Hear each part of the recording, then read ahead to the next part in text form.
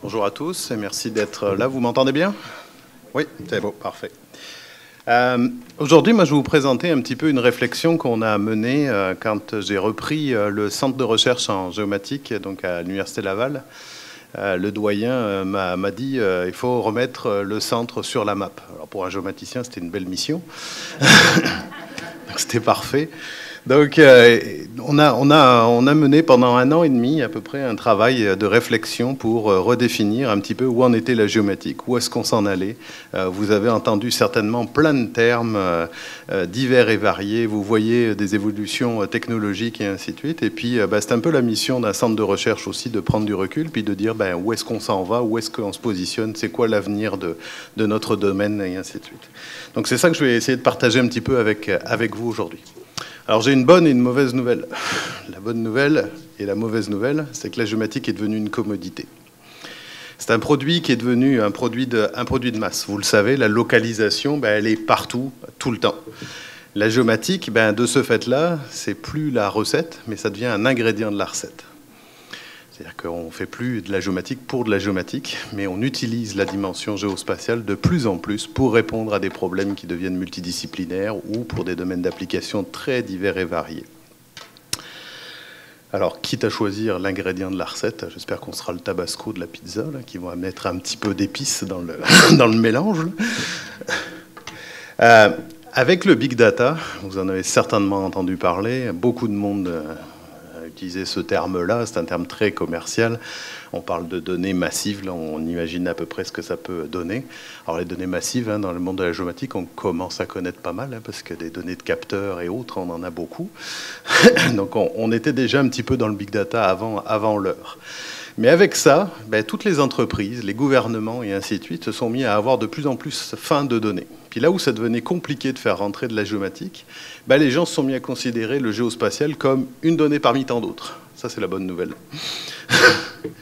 Donc le géospatial, il est au cœur justement de ce mouvement de la science des données, de tout ce qui se développe là. Donc on assiste actuellement à une convergence de plus en plus accrue entre les données massives, l'intelligence artificielle dont vous avez certainement entendu parler, l'IoT, donc pour l'Internet of Things, donc l'Internet des objets, appelons ça des capteurs, c'est à peu près ça, mais qui va décoller avec l'arrivée des réseaux 5G de téléphonie cellulaire. Et bien entendu, le géospatial. Si je regarde ces 4 piliers-là, c'est à peu près 99% des projets qu'on mène au centre de recherche. Ça tourne autour de ces 4 axes-là actuellement. Donc tout ça, là, ça représente de nouvelles opportunités pour notre secteur géospatial parce qu'on devient justement un ingrédient de cette recette-là, parce qu'on s'intègre dans ce courant de la science des données et parce que les gens considèrent le géospatial non comme une commodité et comme une donnée parmi tant d'autres. Mais c'est à nous d'être agiles et de savoir nous transformer pour ça. L'IoT, là, vous voyez, là, vous avez certainement vu les thermostats Nest de Google ou ainsi de suite. On a même des fourchettes là, qui vous permettent de savoir si vous mangez trop rapidement, pas assez rapidement, est-ce que vous chargez bien votre fourchette ou pas, et ainsi de suite. Tout ça, ça a l'air d'être des gadgets, mais en fait, c'est pas si gadget que ça, parce que ça fournit tout un tas d'informations. Ces informations-là, vous pouvez, bien entendu, les téléverser sur un site web, les partager avec d'autres personnes de votre famille ou ainsi de suite. Je suis sûr qu'il y en a qui ont une balance électronique aussi qui est capable d'envoyer son poids ou le suivi, faire la courbe sur Internet et ainsi de suite. Là, ça se développe de plus en plus, ces choses-là. Tout ça, ça donne des informations précieuses sur vos habitudes de vie, sur la façon dont vous vous nourrissez, sur la façon dont vous vous brossez les dents. Si vous n'avez pas d'amis de fourchette, vous pouvez avoir des amis de brosse à dents. Il y a toute une gamification aussi qui s'organise autour de ça. Derrière ce concept d'IoT, en fait, on a une vision très technocentrée de la ville intelligente, c'est-à-dire d'une ville qui est connectée, où tout communique, et qui permet de prendre des décisions en temps réel et d'optimiser le fonctionnement de l'ensemble des éléments qui composent une ville, en allant des chaînes de production, aux services d'urgence, au transport. Le nombre de domaines est très, très important. Si on regarde quelques tendances sur le marché, on sait que d'ici 2025, il devrait y avoir plus de 75 milliards de capteurs dispersés à travers le monde qui vont communiquer de la donnée capturée de la formation sur le monde réel. On estime, c'est Gartner, là, en 2020, qu'il y aura à peu près 4 capteurs par humain sur la planète. Donc vous voyez que cette information-là, elle se capture. C'est l'IDC qui disait qu'il se produit déjà plus d'informations que ce qu'on est capable d'en stocker. Donc cette information, eh bien, elle arrive, il s'en génère beaucoup, il s'en génère de plus en plus. Ça, c'est une autre étude. Je n'entrerai pas dans les détails qui a été faite par Gartner en 2013. Puis on voit que pour différents types d'industries, quels sont les types de données qu'ils ont commencé à regarder, des données non structurées, des données massives, pour essayer d'améliorer leur prise de décision. Moi, ce qui m'intéresse le plus en tant que géomaticien, c'est que le géospatial, la donnée géospatiale, ben, c'est ce qui s'en vient. C'est l'étape juste après les low-hanging fruit. Okay. Donc ça ouvre plein d'opportunités et ainsi de suite, mais ça pose un certain nombre de défis. C'est qu'il va falloir notamment que nos solutions ou les façons de travailler la donnée géospatiale s'adaptent à ce volume de données, mais aussi à la vélocité à laquelle elle entre. On n'a plus des bases de données qui sont figées. La donnée de capteur, elle rentre tout le temps à des fréquences complètement différentes et en continu, puis on n'est même plus capable de la stocker. Donc ça veut dire qu'il faut qu'on l'analyse au fur et à mesure qu'elle rentre. Donc là, on change la façon dont vous voyez votre SIG classique. Là. Il va falloir trouver de nouvelles façons de régler ça. Donc avec ce volume-là, tout devient significatif. Il faut réduire les temps de calcul, sous-échantillonner, réduire la dimension, le nombre de variables. Bon, je vous en passe. Pour la vélocité et le flux, ça veut dire que, comme l'information arrive, il faut mettre à jour les modèles qui nous permettent de décider de façon très, très rapide au fur et à mesure que les données arrivent. Qu'est-ce qu'on fait avec les traitements d'analyse spatiale qui utilisaient finalement des jeux de données finis, alors que la donnée, elle rentre, elle continue à rentrer, et ainsi de suite. On se pose plein de questions. Donc c'est là où nous, on a des défis de recherche, mais ce sont des défis de recherche qui sont très, très ancrés, de plus en plus, avec des réalités d'entreprise. Puis je vais vous en parler d'un certain nombre de projets auxquels on a affaire. De plus en plus, vous le savez, avec l'intelligence artificielle, on ne veut plus non seulement regarder, constater ce qui se passe, mais on veut de plus en plus prévoir ce qui va se passer, apprendre des données. Donc là, les modèles, ils sont non plus pour prédire le passé, pour s'ajuster, pour essayer de classifier les gens, mais de plus en plus d'essayer de prévoir ce qui va se passer. On parle de modèles issus des données. Ça, c'est une approche qui est un peu inverse à celle de la statistique. Sur la statistique, on a des données, on impose, on se dit, ça doit respecter ce modèle-là, puis on vient caler le modèle sur les données. Là, c'est les données qui vont permettre d'inférer un modèle. Alors ça, pour des compagnies d'assurance, là, je peux vous assurer qu'ils ont très bien compris à quoi ça les correspond.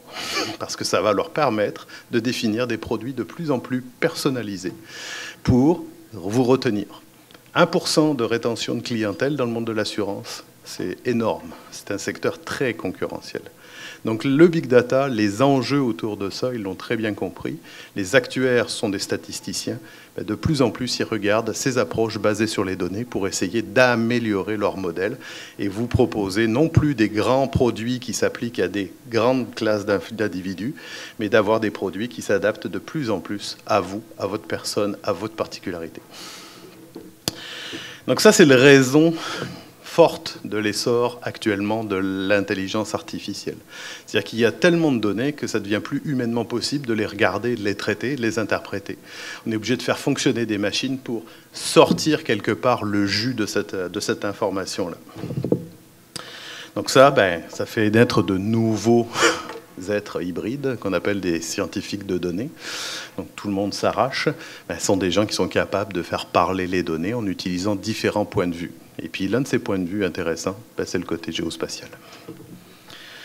Alors, vous avez certainement entendu parler de l'intelligence artificielle. Je ne vais pas vous faire un cours 101 sur l'intelligence artificielle aujourd'hui. C'est loin d'être mon objectif. C'est juste pour vous replacer un certain nombre de choses. Vous avez parlé d'intelligence artificielle, d'apprentissage profond. Sachez que ce sont toutes des sous-catégories de l'intelligence artificielle et ce sont des techniques différentes qui vont permettre qui ont certaines qualités et qui vont permettre d'aller chercher un certain nombre d'autres choses. Je ne rentre pas dans le détail. Je vais juste vous donner quelques exemples de projets qu'on mène ou qu'on va mener. Ça, là, vous ne le savez peut-être pas, là, mais ce sont des cartes du premier inventaire forestier. Ce sont des cartes qui ont été produites papier, puis elles n'existent que papier. Là, notre cerveau, là, il est capable de reconnaître, là, alors, vous ne le voyez pas super bien, là, mais de reconnaître les polygones de peuplement forestier.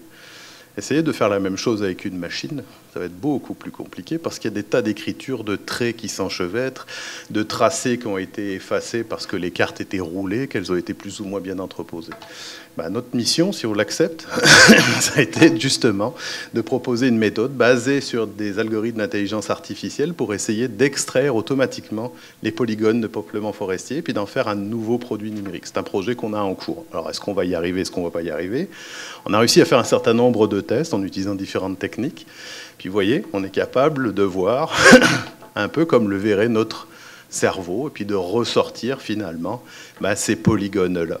Ce qui va permettre de faire un historique, finalement, de toute cette évolution des peuplements forestiers à travers les temps, puis de mieux comprendre comment on a géré, si on l'a bien géré ou pas bien géré. Ça, vous en avez déjà certainement vu. Une des applications les plus classiques de l'IA avec l'imagerie, c'est la détection de features. Donc là, d'être capable, dans une image, de reconnaître exactement où sont les piscines, où sont les bâtiments, et ainsi de suite. Et de trouver ces informations-là de façon totalement automatisée. Ici, c'est un produit, alors c'est un projet qui n'a pas été fait au centre de recherche, qui a été fait par le MIT. Mais globalement, vous voyez, vous utilisez tous Google Maps, là, vous pensez qu'elle est totalement exhaustive. Des gens du MIT, là, avec Road Tracer, là, et en utilisant des technologies d'apprentissage machine, ont été capables de faire 20% mieux que Google. Donc vous voyez, les gains, même avec une grosse entreprise majeure comme Google, sont capables d'avoir, avec ce genre de technique, des gains plus importants dans la détection et la mise à jour du réseau routier. Des données, il en a de plus en plus. Il y a beaucoup de stands qui tournent autour de la donnée LIDAR. Ça, c'est un nouveau carré de sable très intéressant et qui fournit de la donnée massive en masse. Donc là, vous voyez qu'on est capable d'avoir des bâtiments avec beaucoup de précision et autres. L'idée, c'est d'aller extraire dans ces grandes masses d'informations automatiquement tout un tas de features. Est-ce que je veux avoir toutes mes bornes incendie au centimètre près? Est-ce que je suis capable de les modéliser éventuellement même en 3D? Est-ce que pour gérer ma ville intelligente, ça va me prendre un jumeau numérique 3D dans lequel je vais être capable de faire de la simulation? C'est vers tout ça qu'on s'en va et que toutes ces techniques-là convergent. Alors, ce qu'on est capable de faire sur Terre, on est capable aussi de le faire sous Terre. Alors, avec des contraintes bien compliquées, bien différentes. Quand on est à 3 km de profondeur sous Terre, les matériels qu'on peut embarquer, les contraintes physiques et ainsi de suite sont bien différentes. Mais il y a des enjeux énormes, sachant qu'à 1 mètre de galerie, c'est on va dire, entre 5 et 10 000 $ à peu près. Donc là, vous voyez que de suivre ce qui se passe, quels sont les boulons, est-ce que ça a bougé, est-ce que j'ai bien creusé comme il fallait, et ainsi de suite, excavé, est-ce que mon engin ne va pas frapper les bords du mur, ou ainsi de suite, quand il va passer. Et tout ça, bien entendu, sans ralentir la production. Ce sont tous des enjeux qui nous amènent à analyser toute la masse d'informations qu'on est capable d'avoir, et puis de le faire de façon de plus en plus automatisée. Tout ça, ça s'en va aussi, là, vous connaissez les Tesla, la conduite autonome. On peut barder ces voitures de capteurs, d'une certaine intelligence avec les algorithmes qu'on connaît, mais quelque part aussi, ça prend une carte à haute définition et en 3D de l'environnement et de mieux le comprendre, de mieux l'anticiper. Donc ça, ce sont des nouveaux champs d'application, des nouvelles choses dans lesquelles la géomatique devient une commodité, mais une commodité importante ou un élément important de la recette. La géomatique, elle est au cœur, bien entendu, de la ville intelligente. Là, je reviens sur mon IoT, je reviens sur les données massives, le données géospatiales, parce qu'on parle de la ville, on parle d'un lieu commun dans lequel vivent les gens. L'aspect géospatial est inévitable là-dedans. Des projets, je pourrais vous en citer d'autres.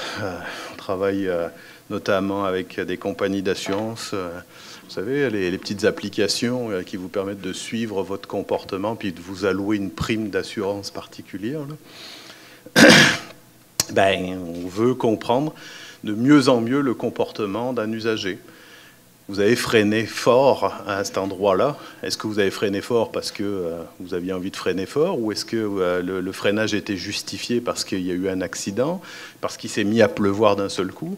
Est-ce que vous roulez à 110 dans un quartier scolaire, ou est-ce que vous roulez à 110 sur une autoroute? Toutes ces choses-là, c'est des choses qui ne sont pas encore prises en compte par les applications type Ajusto ou autres. Donc cette contextualisation géospatiale, cette compréhension du contexte et des mesures qui sont prises, est extrêmement importante. Et puis là-dessus, on veut apprendre, puis essayer de définir quelque part une meilleure détection des comportements routiers. Alors, des défis, il y en a, bien entendu, sur la qualité de données, sur les résistances au changement et ainsi de suite. Un des aspects qui est important aussi avec le big data, avec tous ces capteurs-là, c'est les aspects de confidentialité. Alors, une image que j'aime bien, là, du chat, c'est que avec la localisation qui est un peu partout, là, on sait où vous êtes. Puis ça, cette information-là, c'est une information hautement personnelle. Puis c'est un des défis éthiques d'usage responsable de l'information, puis dans lequel il y a des réflexions à mener en termes de justice spatiale, de flicage, de surveillance et ainsi de suite des individus. Bon, bien entendu, en tant qu'université, on a des défis de formation de la relève vis-à-vis de l'ensemble de cette technologie-là ou de ces courants-là.